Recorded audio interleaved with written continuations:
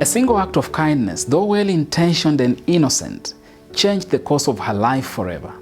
It led her down a path of pain and turmoil that she never could have imagined. She was raped, became pregnant, and from that moment on, everything about her life changed. She found herself on a downward trajectory, struggling with deep emotional wounds that seemed impossible to heal. Drugs became her only friend, and life lost its flavor. This is the story of Wanja Ndungu, but it doesn't end there. Years later, she realizes that all her misery had everything to do with unresolved traumas from that one tragic encounter she thought she had overcome. And at that moment, her life changed again. If you're joining us, or perhaps you're here for the first time, welcome to Shared Moments with Justus, your one-stop space for inspiring and life-changing stories. If you find this content useful, kindly subscribe and share with a friend. Now, let me stop there and give way for my guest, Wanja Ndungu. I had friends, and one of us, who was a young man, what happened was that he lost his dad, and I went to see him. And I went to see him because I wanted to take to him a sympathy card. But it took seconds for him to grab me and to rape me within no time. I remembered, number one, I had wanted to be married as a virgin. And I protected my virginity like with my life. And so I'm here, a couple of, maybe a month or and a half later, I start feeling weird. And the thought that crosses my mind is that the rape, okay, I could be pregnant. And indeed, I was pregnant. I was like, God, you just can't allow this to happen. First the accident, then the rape. Now I'm pregnant. So basically, I was numb to any feelings, any moral feelings.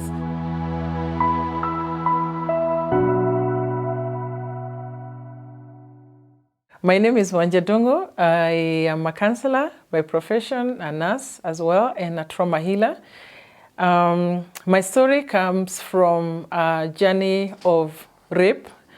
And from there on, because of the misery of the actions that I had, I went on to become alcoholic. I abused alcohol. I also abused cigarettes. And this led me into places where I had never seen myself being. Because I did not resolve exactly what was going on, I ended up in a very, very abusive relationship that resulted to 3 miscarriages. But then after that, I was able to learn about myself and be able to come to a place where I was of benefit to the women and the community at large. And so for that reason, I have made it my purpose in life to encourage women, to support women, to work with women in their healing journeys, and to allow women to be vulnerable and to open up, because I believe that healing comes from a place of opening up, a place of acknowledging what you're going through, being aware of what you're going through, and then accepting the fact that what you're going through, it's really happening. So that is the only place that now the healing can actually begin. Yeah, so that's my life's purpose, to bring women into wholeness. Yeah, through the journey that they have walked in life, a painful one, a challenging one, and a lot of women go through way too much pain. We are in a culture where people don't open up. We are not allowed to open up. But my idea of speaking up about my own journey is the main reason that actually allows other women to open up.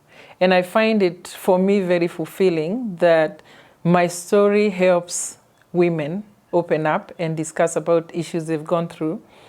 And what really encourages me, for the most part, is somebody calling and telling me, you know what, I've never talked about this before, but because I have heard about your journey, then I have been able to open up and I've started a journey of healing. That for me is the most fulfilling thing.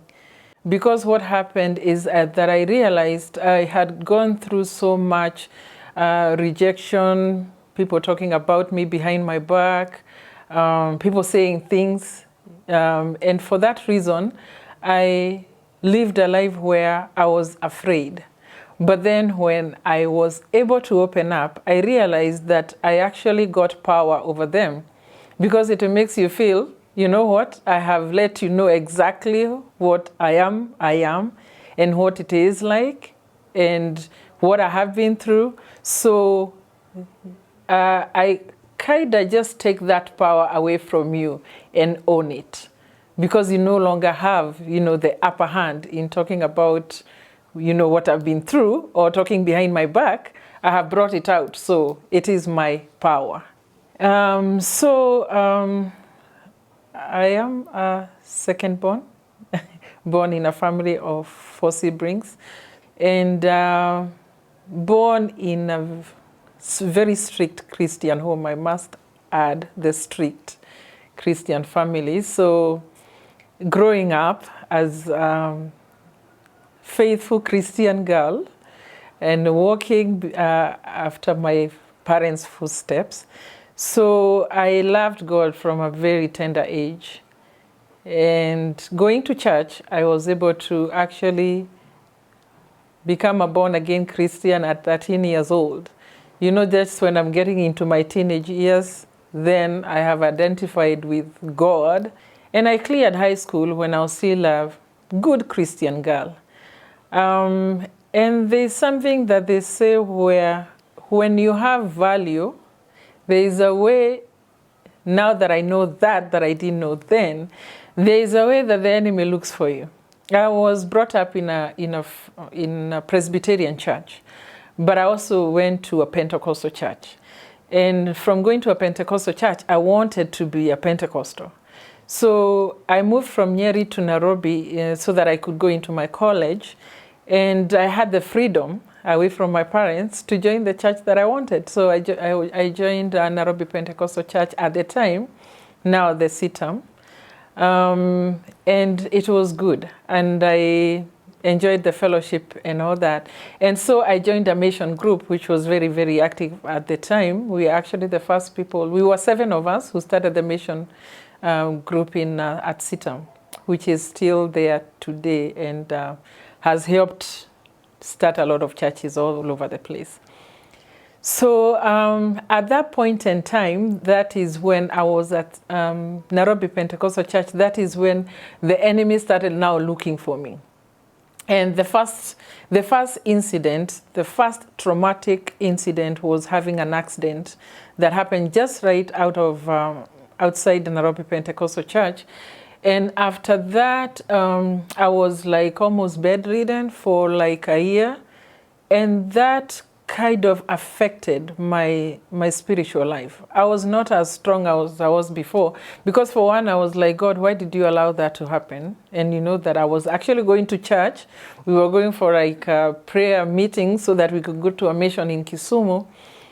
And so I was mad at God. And that was like something was taken away from me. And I think it's because I only understood God as someone who loved me, who couldn't allow me to go through something that was not good. Now, during that time of my healing, we did get into something with my mom that was not very kind. And at that point, I felt that I was living a salvation life probably for my mom. Now that I look back at how I reacted at an argument that we had. And that argument threw me into a place where I wanted to do what other young people do, the ones that we had left school with. You remember I was a Christian girl, keeping the Christian values and all that, and completely committed to church. But now I have had like a whole year where I'm not in fellowship actively. So it's like something had something had been taken away from me that was important. And so it was easy for me to just rush out, which was not leading necessarily. And what happened was, like, I went out and had a drink with friends. Bad idea. But that was in rebellion, just to show my mom that I actually can do this. And the goodness about that, that fact is that I did not get addicted, but I had the initial taste of alcohol. And so got back to Nairobi, went back to work, went back to college, and now I'm on my own, and we are hanging out with friends. And I can't say that I was especially, like, really fully back to church, but I was still going to church. And so we were hanging out with friends, and I wasn't strong. I must admit that I wasn't strong. And so the enemy knew that he had made like a loophole into my life.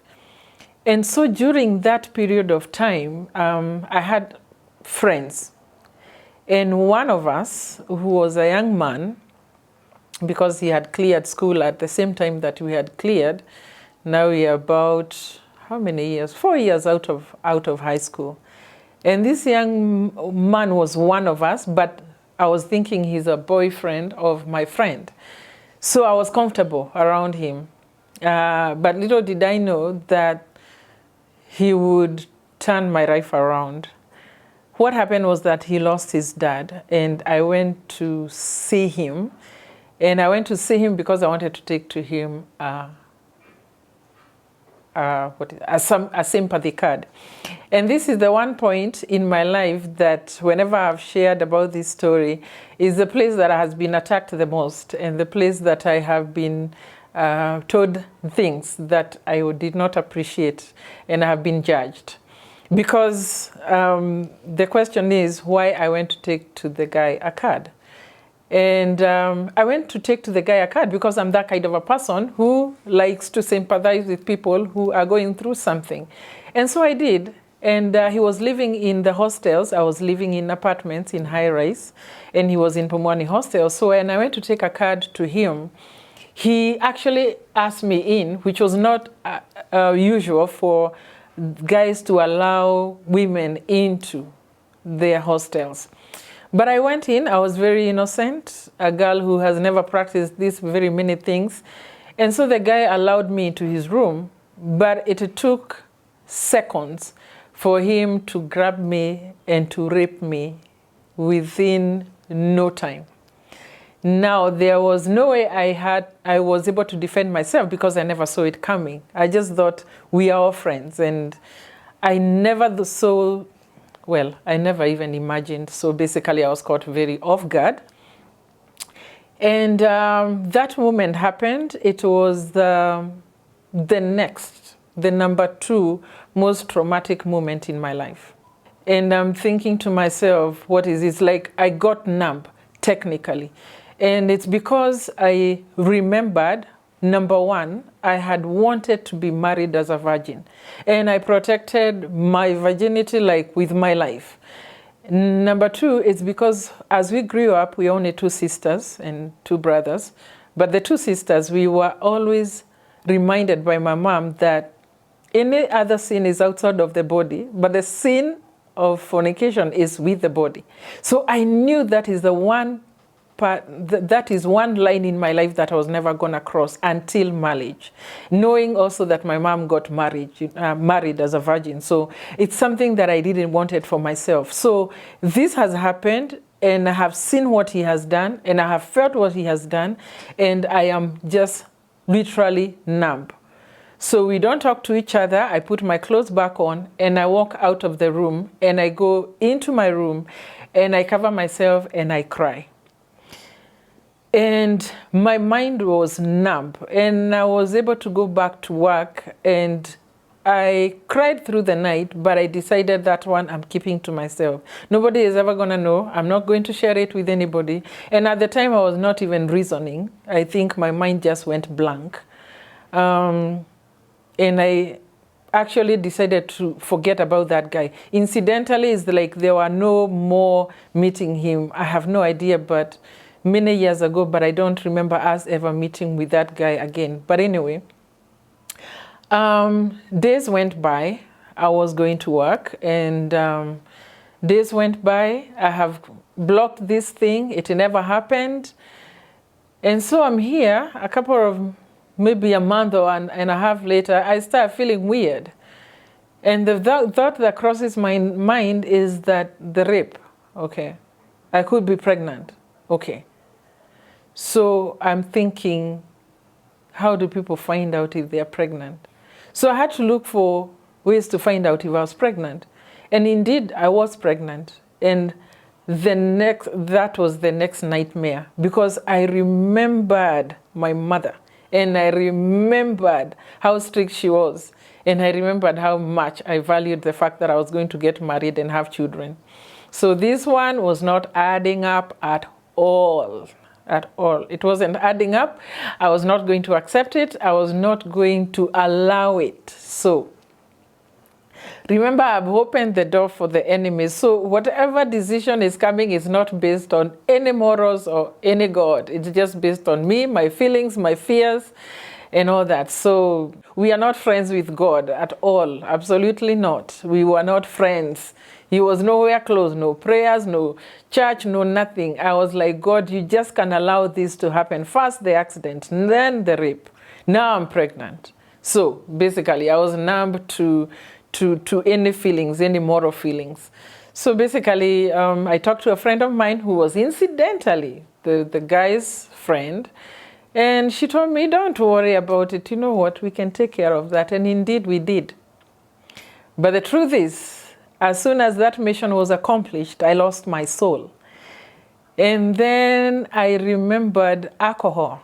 And having, now I'm a working person, and having people who we are working with, and I was going to school in the morning, working in the afternoon. So these buddies used to go have a drink after work. And so I realized this is a good place. This time I have numbed the pain of the abortion. I have numbed the pain of the rape. So they are nowhere in the picture. I am just here and I'm having fun, not going to church. And I started drinking. And I did not just, you know, it's how you get onto the highway. You don't get into the first, second, third lane. You just get onto the first lane quickly and in a hurry. Because I think the pain was too much. I just wanted to numb it and numb it very quickly. And so alcohol became my to-go-to place. The alcohol is what I talked to, what I shared my space with, and the friends that I had now were all drinking. So I had no church friends because they couldn't know that this girl has aborted a child. She became pregnant. Nobody would have believed me. I already knew that. So as much as some people still don't believe me, many years later, they still think you took yourself. Nobody asked you to go there. That actually has probably been a stab, you know. But since I have grown a thick skin towards all those comments, then it helps, you know. So anyway, that is what happened. And so I went into drinking heavily. Being from a social drinker, now I was real alcoholic. So what I did is like I got friends. And this time around, remember, I hate men. And so my mission was to go to the bars. I would look at a man, and if I decided that I was going to destroy that man's life, I did it. And what I would do, I would just befriend them. Before I know, they are buying the drinks. Before I know, they are paying the rent. Before I know, they are doing what I want them to do. And then I did not want to be with somebody who I was not going to hurt. A single man was not for me because I knew there's no one I'm hurting, basically. But I wanted a married man because I knew that is who I'm going to hurt the family. So there was a spirit of revenge in me that was really, really bad. It was driving me crazy. I now wanted to destroy marriages, you know. And I got my victims, and years later, I feel bad that I had to use them that way. But because of immorality, I mean, it's not even something that they really cared about. At the time when we were growing up, at that point in time, you know, we had sugar daddies. Today they are sponsors, but then those days it was sugar daddies. So they enjoyed the moments, but for me, I was out to hurt them. I was out to hurt their pockets and their families and their time, everything, you know. Yeah, so the drinking got really, really bad, really bad. I was doing it at work. I was doing it after work. I was going out in the night. I mean, I would just go home, shower, and back to work. But I was so dependent on the alcohol that I had one of the people was working with the Air Force, so with the military. So I was able to access alcohol from the military base that I was able to keep and drink from the comfort of the house and actually carry some to work. So that was my life. And it was so bad to the extent that God saw this girl was going to die. At the time now, I was living with a cousin of mine in Langata, and I remember her telling me one time that she's afraid, she's not sure what day she's going to find me dead. Like I will not wake up because of the level of alcohol that I was consuming. But by the grace of God, there was also some people that we were drinking with heavily at work. One of them happened to have a sister in the US, and he went to visit. And while he was away, he called me and he was like, would you like to try to come out to the United States? And I was like, I don't care. He said, do you want me to work out something for you so you can come? I said, I don't care. You can. At the time, I didn't care. If I lived or I died, I didn't care. So incidentally, he was able to work out stuff, and he came back and he said, you know what, I have papers for you. If you want to go to the US, you can try, go to the embassy, and you can get a visa and you can go. Try your luck out there. And that's exactly what I did. But what I know for a fact is that God was exiting me out of this very toxic life that I was living. So during that time, when I was drinking a lot, I got into a lot of mess, and some of the messes was like just fighting. I had this spirit of anger and bitterness. And so what I would do most when I went to a bar, for the most part, I would fight. And I remember one time we were a group of men. I was in a table that it was full of men. And one of the guys is the one who had taken me out. So we have gone to dance. And then of course, they used to fill the table with alcohol. So we come back and I see this guy picking a drink from the table. And I don't know, I just told him, you know what, you thief. I called him names. I told him he's stealing from our table. If you don't have money to buy alcohol, you just go and don't come to the... I said things. And the person just walked away. Didn't fight back, just walked away. So we are sitting, we are having our drinks, and then I saw a whole group of policemen come and surround the table. So I'm thinking, what is happening? So they say, young lady, amka. Umetukana police. So in my mind, I'm like, huh? So I said, you're used to killing everybody. You shoot me and kill me. I don't care. So I talk to them so badly. So my friend tells me, you know what, do this, Just go outside and talk to them. They're not going to harm you. I will be there for you. And I said, okay. So I stood nicely and walked out, but getting to the door, I was flying. As in, they were holding both sides. My feet were off the ground, and I was put in their Land Rover. Remember, I am fighting, so the body is being put in, but my legs are out. And then they had to close the door. You know how they have that big door. And this big door has this thing that the little metal that comes out. And then that metal got onto my leg. So the two are pulling me in under my arms. And then the one has closed the door. So basically the metal is just grilling through my leg. And I'm telling you the truth, I have not felt such pain. Although it wasn't as bad because I was drunk. But when they saw they're pulling me in, the door cannot close, that's when they realized it's actually my leg that is there. So they just opened the door, threw me in, and took me to a cell. Incidentally, the friends I was with, they followed. But where I was put in the cell, the blood was chucking out like the heart. It was just a bloody cell. So the guys came, they bribed these people, the police, and then I was taken to Aga Khan Hospital. Yes. I was taken to Aga Khan Hospital, and they did not even numb the wound. They just sew the wound in just like that, cold turkey. I mean, they just did it because they were like, we can't put anything, you're already drunk. So it was so painful, and I didn't have a choice.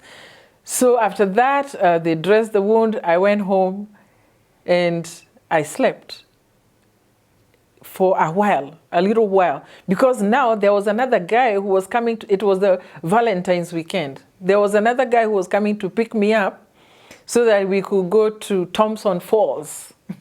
So basically I had to bear this pain that was so bad and go to Thompson Falls. So he asked, what happened, you know?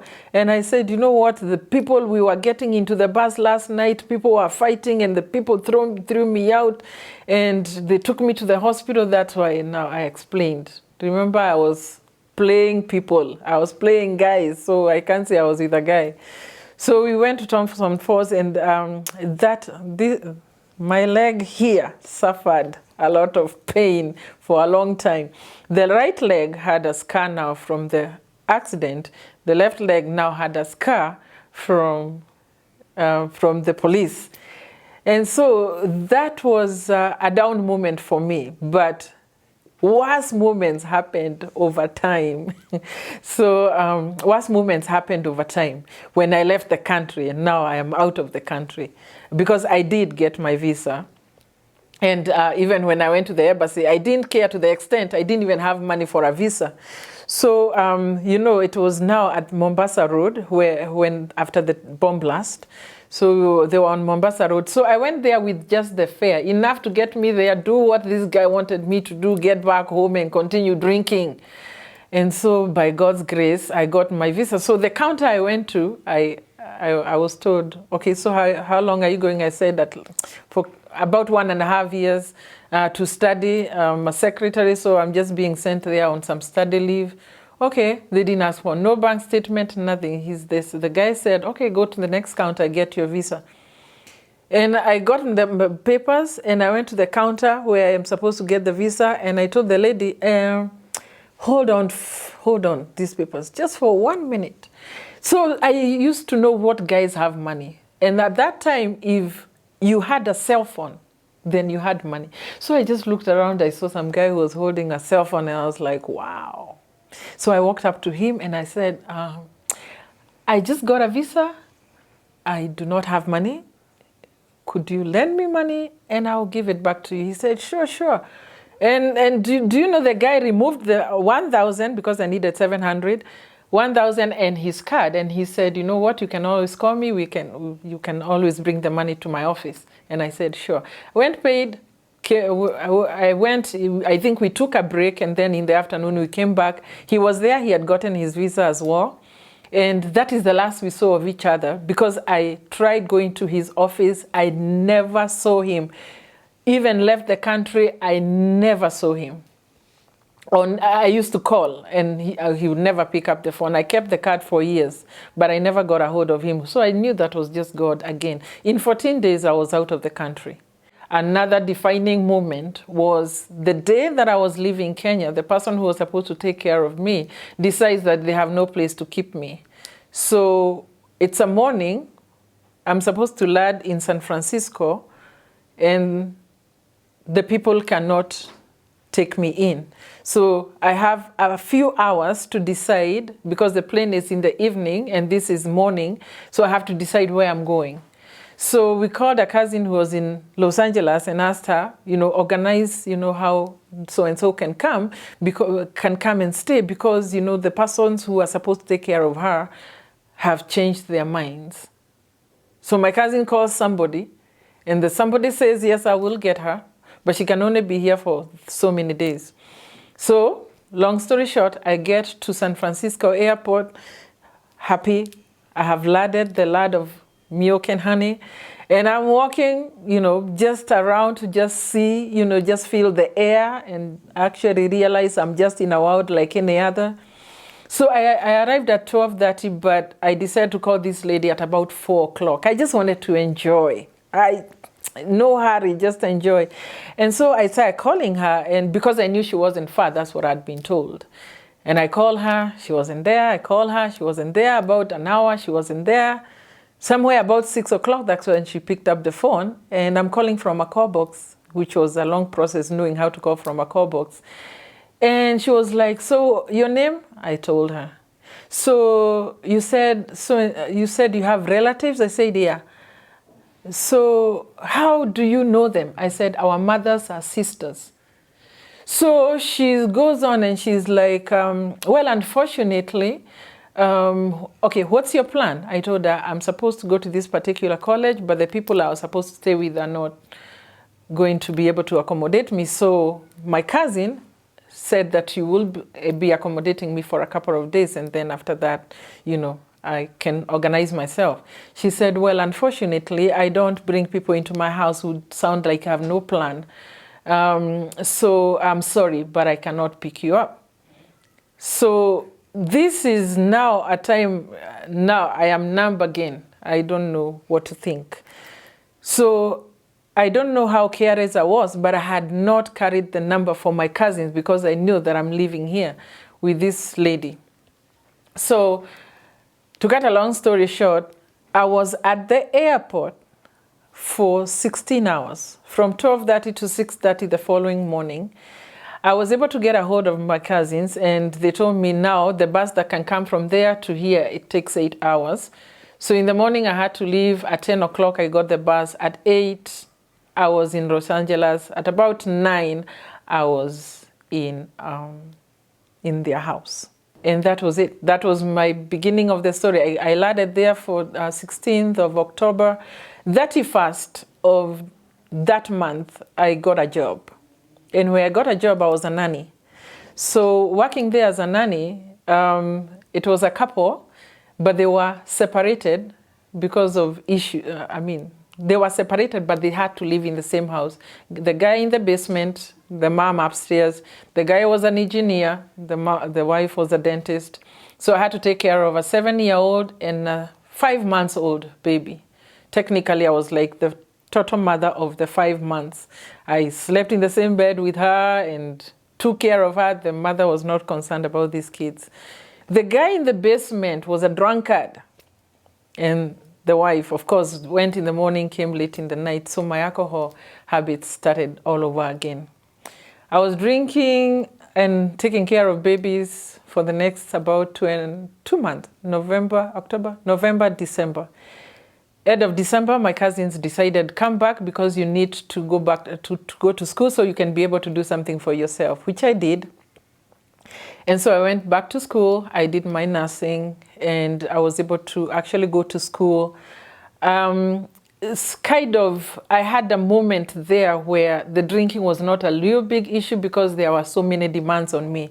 Had to go to school, had to go to work, had to pay my bills. I lived with them for a while, and then after that I went and stayed on my own. So there was a period of time there where alcohol was kind of limited, but as soon as I was able to finish that course, finish a few classes and actually graduate, I was able now to work full time, and I was able to drink as much.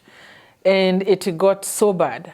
And I had to now advance my nursing to the extent where now I was a licensed nurse. So I was able to, to do now the very delicate things like injecting people.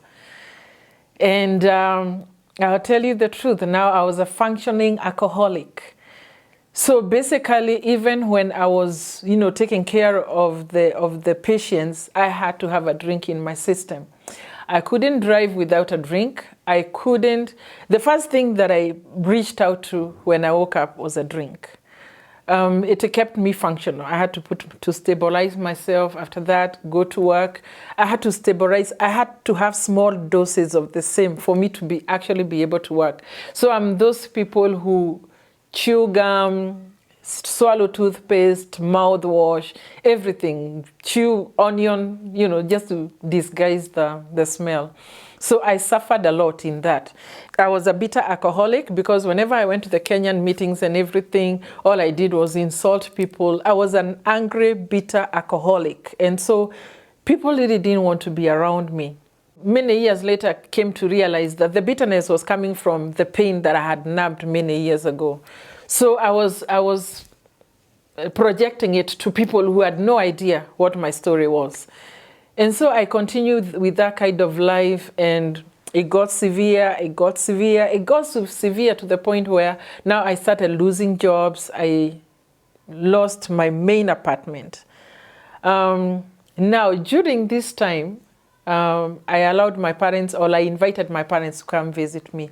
But that was God's divine arrangement. It was not my arrangement, it was God's divine, because when my parents came, my dad was a quiet one, so he didn't say much. But my mom, my goodness, she looked at her daughter, and I believe she thought to herself, wow, this one is gone, gone, gone. I was smoking cigarettes, I was drinking 24/7. I mean, I had no moment of soberness unless I was asleep. And even when I was at work, I mean, I kept it to the point where I could actually function at work, but after that, I was bad. So during that period of time when I was drinking, I was pulled over quite a couple of times. So I was put in the cell sometimes until I got sober. Then I had court cases, I had to do community work, I had to, I never, like, 2 times I didn't sleep in jail, but I was put in the cell to get sober, but then you get a write-up where you do community services and things like that. But there is a third one that I was actually put in jail for stealing a patient's car and going to club with it in the night. So I was put in for theft and for driving under the influence. And for that one, I was supposed to be in jail for a very long time, then deported. So when you're doing a living job, I used to have this one old grandpa, and I was taking care of him. And as soon as he went to sleep, I would go maybe to the shopping center and get alcohol that I would drink in the house, then figure out how I'm going to dispose the bottles, because, you know, one way or another, I had to dispose them because they're usually picked, and anybody can tell if they're bottles. So this one particular night, I had been pissed off by a guy that I was dating, and I decided I'm going to let him sleep, and then after that, I'm going to go to the club. I had money, I had been paid. So I went to the club, and I drank and bought people alcohol, and it was really, really bad. So somewhere they always close at 2 a.m. They don't sell alcohol after 1, they close at 2 a.m. And so I slept in so that I could be able to drive. I had driven quite a distance. And so when I woke up, I realized, wow, it's 6 a.m. in the morning, and I have to get my patient up at least by 7. So I was flying back to my place of work. And so they have radars that usually can see the speed of the cars. So by the time I knew I was flying, I had a couple of police cars following me. And then I'm drunk, I have alcohol in the car, so I was arrested by many cars. I mean, they pulled me over and they actually saluted me. And so this one particular police woman, she had cut her hair short. She was white. She had cut her hair short, and just out of, you know, bitterness and everything, they had cuffed me. They put me in the back of the car, and she's the one who had to drive me, and she was by herself. And I went insulting her. I was like, you know what, you white people just hate black people. You know, you're all going to go to hell. In fact, you, by the way, you are just a lesbian. You know, you sleep with other women. I mean, I was saying all kinds of madness. Little did I know that she was preparing to handle me when I got into the police cell. Because, you know, the bars on the sides in the police cell, I had long hair. And she took me, and I'm thinking I'm just being booked. She took me in, she held me by my hair, she banged me onto the bars, as in by the time she was done with me, I couldn't even stand up. And you know, she's doing it in a place where there is no camera. She's just doing it to me by myself. And she closed the door. You know, there's a door, and there's a bar door, and then there's another closed door. I don't even think it was a room for holding people. But she locked me into to a point where nobody can see or hear. And she did me in bad. By the next 3 days, I had just bruises all over the place. That was a tough one. Then after that, they transferred me from that police station to another one. And so I was there it was a holiday weekend. So I was in the police for about 3 days. And I was bailed out with my own money by a friend that I called through the call box. And they came and got me, and the first thing I wanted was a drink. I'm here having withdrawals, and I'm in the police cell. So it was a very, very bad time for me, because it is so bad when you're so drunk and then you're just put in a place where you can't have anything. And of course, you know, the food they give you, you can't, it was terrible. Let me go back to now where my parents came. And so my mom saw my state, and they were there for 5 weeks. I wanted them to stay longer, but they said, no, we are going to be here for the time that we signed up for. So they were out in 5 weeks, but my mom, coming to know later, I didn't know then, but she came home to pray. And my mom fasted and she prayed, fasted and prayed. And I came to find out that she had made a place. We have a big farm, so she had made a place in the bush where she used to go away and just pray and fast. And from the moment my parents left, everything started shutting down on me. Everything started shutting down on me. I lost my job. I started losing my apartment, which was very cheap and affordable, but now I couldn't afford it anymore. I crashed the car that I had, so basically I had no car. So I remember I had a group of women that we used to meet every once a month. And this month, they were actually supposed to come to my place. And so when they came to my place that particular day, I was supposed to have cooked for them, and they knew I used to cook for them and cooked for them very nicely. But this time they found a pot of beans in the cooking, just a pot of beans boiling, nothing else. And there was just alcohol in the fridge, and I will go back kidogo. By this time, I have run out of money, and I have to feed my addiction.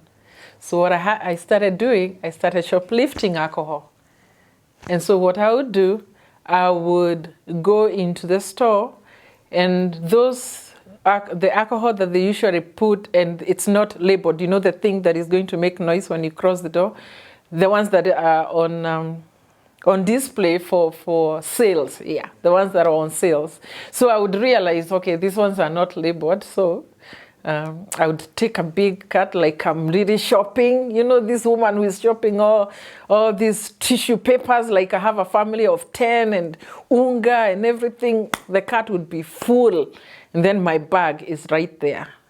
So when I take the bottle, I would throw it, put it inside my bag, my purse. So after that, I would make sure no camera has seen and everything. Just keep walking, make sure nobody is following, make sure nobody has noticed. And then I would go pick my bag. You know, the way you can just put your bag, because, you know, after all, it's your bag. When you're paying for this thing, it doesn't need to be in there. Then I would make more rounds and out, and leave the cart right there for them to put the things back to where they belong. And I would go with my alcohol and that adrenaline, you know. Some places, knowing that I don't want to do this again, some places I would pick two, and I'm talking about picking the 750 mLs. That bottle is big. So you can imagine two of them in a bag. I used to carry a big bag. And because I want to just risk for this 1 minute so I don't have to keep coming back. And so When my friends came, I had alcohol in the fridge, just alcohol, no food, just alcohol. And at this point in time, I was so depressed, like I was literally suicidal. And when they came, all I could tell them was like, I just want to die. And they have come, you know, there were about 7 women. And all I could tell them was like, I just want to die. I just want to die. That time I'm so drunk. I'm not showered. I was looking bad. And there's something they call 5150 in the US. It's to do with people who want to commit suicide. So they go and hold you in for like 72 hours and assess you and, you know, things like that. And I knew, no. My friend called the police. So I saw the police in my drunk state. I saw the police outside of my door, and I became sober. And I knew why they had called the police, because I was saying, I just want to die.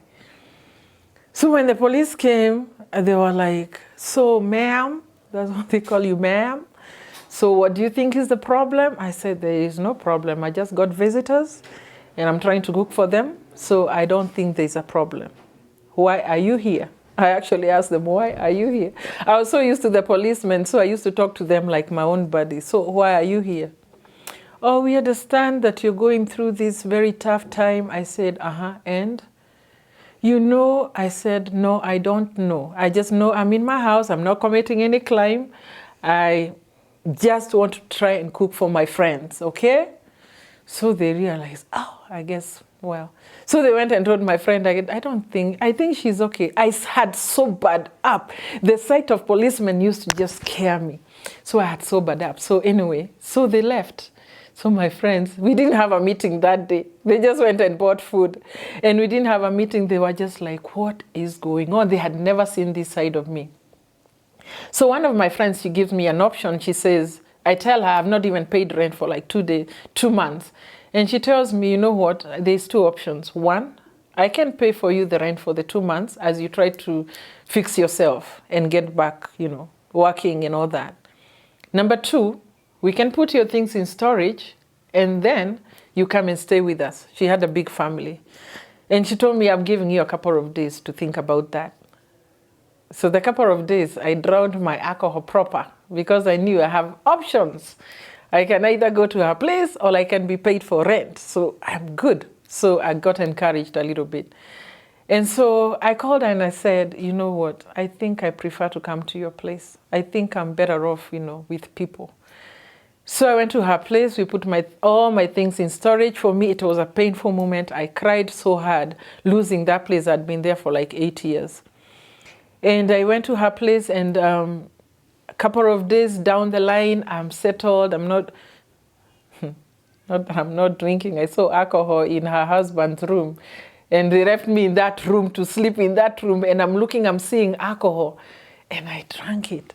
I mean, I was so alcoholic. I just needed. And somehow the enemy just knew how to get me into the right places at the right time. So alcohol was constantly supplied miraculously by, you know, whatever divine forces.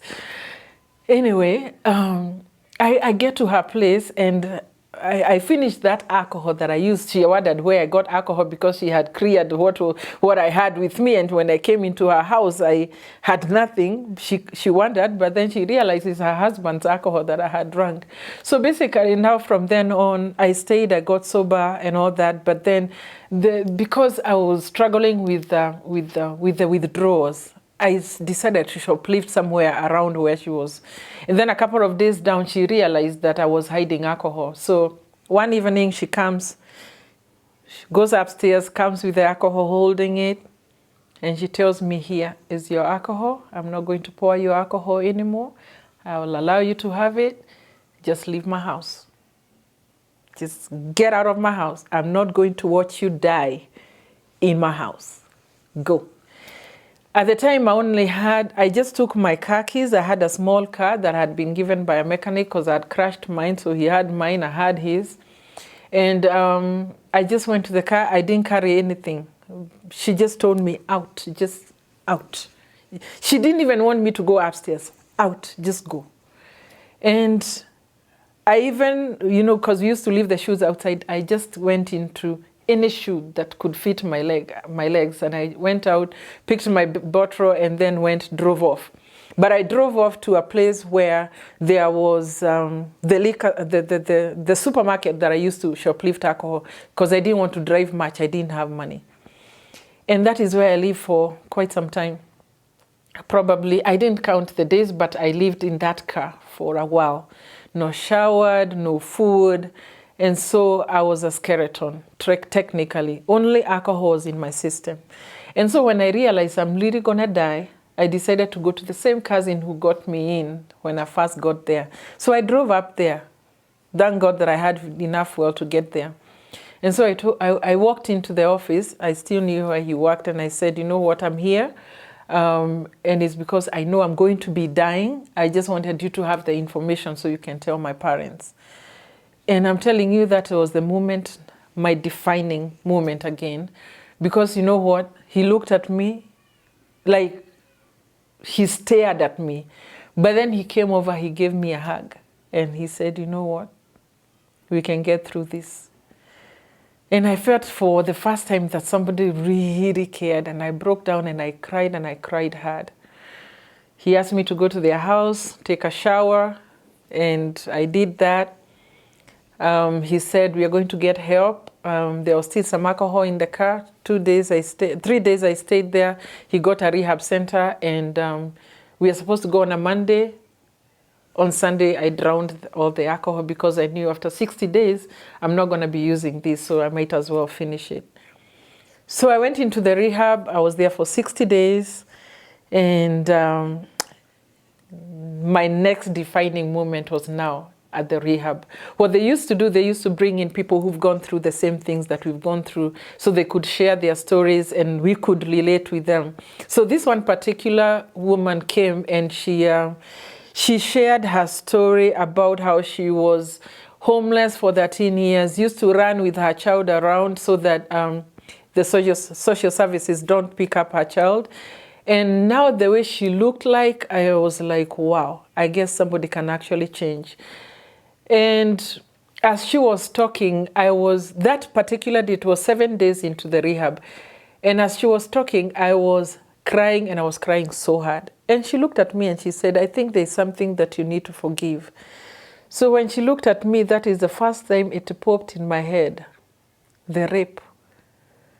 You know, for the first time I remembered the rape.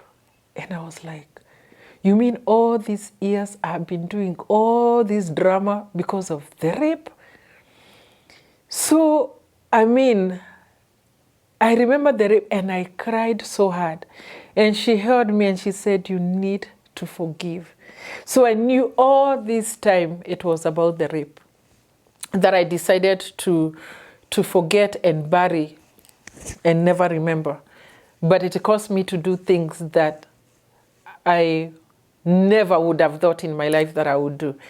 And so it was a period of time now reconciling my thoughts and now going back, remembering, I did this, I got raped, I got pregnant, I aborted. And that is where I lost my soul. And so all these things that I've been doing is because I lost my soul at that particular point in time. So I was able now to, thank God it was a Christian rehab. And that is where I was able to now open up for the first time, because now people there were sharing their stories. And I used to wonder, how do these people talk about some things? I didn't know that I would be the next one talking about rape. And I talked about the rape throughout the next many days that I was there. And I was shocked that something like that would have read me this far or put me this deep. And so I was there, I finished, went back to my friend's house. She had known where I was. She found out. She had come to see me, and she was very happy to see me sober. We used to eat a lot, so I had added like 3 times my weight. When I went there, I was so thin. Of course, everybody used to say that I'm HIV. But when I got there, I was so thin, and my skin was peeling. So we were given towels. So when I would wipe myself, like dark skin would just fall off. And I had patches like I had a skin disease. It was really bad. But with time, I was able to rebuild my physical. Anyway, so I got out, was at my friend's for about six months, and I relapsed. And I drank again. But when I drank, I didn't want her to know. So I went to another friend's place, and I drank there. And they said, no, you can't be here. I was back in the streets again. And so this time I was in a homeless shelter. And I snapped back to normal quickly. I said, no, I don't want to live this life anymore. So I was relapsed for about 2 weeks. And then I was able to snap back and be sober again. And so I was sober for a long time. That was now from 2010. The whole of 2011, I was good. And then I got a job. I changed locations, so I didn't want to be around the same people again. And I was doing very good. And what I realized at this point in time is that you can get sober, but as long as you have not dealt with the things that caused you to be that way, you are not free yet. And so I realized that all the bitterness, the shame, the anger, the hurt, the pain, everything, I was still carrying all those things very heavily. And to be honest, I honestly believe that I was hiding those things under God, under the name God. I'm now restored. I'm now born again. But the bitterness, the pain, the anger, all those issues were still, that energy was walking with me everywhere. Wanja's story is an illustration of how one unresolved traumatic experience can end up affecting the rest of your life. So many lessons from this story. I'm looking forward to your feedback in the comments section. And of course, don't forget to share this story with someone who needs it. Be sure to watch part 2 for an ending like no other.